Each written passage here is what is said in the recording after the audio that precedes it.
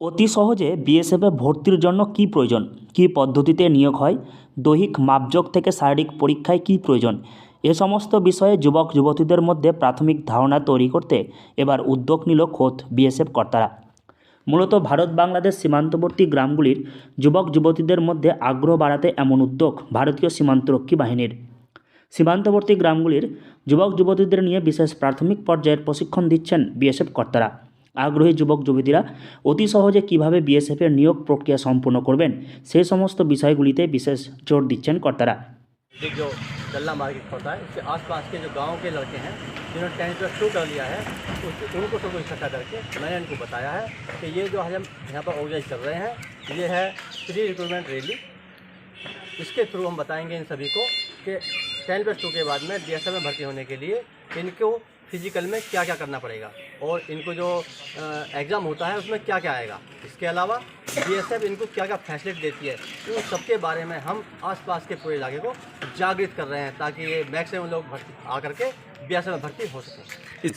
মালদার হবিবপুর ব্লকের বৈদ্যপুর এলাকায় ভারত বাংলাদেশ সীমান্তের 159 নম্বর ব্যাটালিয়নের ক্যাম্প রয়েছে। এই ব্যাটালিয়নের কর্তাদের উদ্যোগে অভিনব এই উদ্যোগ নেওয়া হয়েছে। বৈদ্যপুর পঞ্চায়েতের বিভিন্ন গ্রামের যুবক যুবতীদের একত্রিত করা হয়েছে।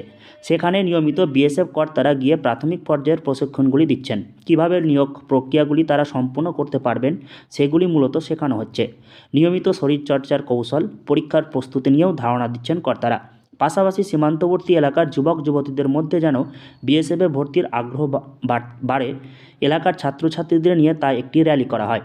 বিএসএফের 159 নম্বর ব্যাটালিয়নের केदारिका कैंपेर कंपनी कमांडेंट निजे उपस्थित थे प्रशिक्षण दीचें।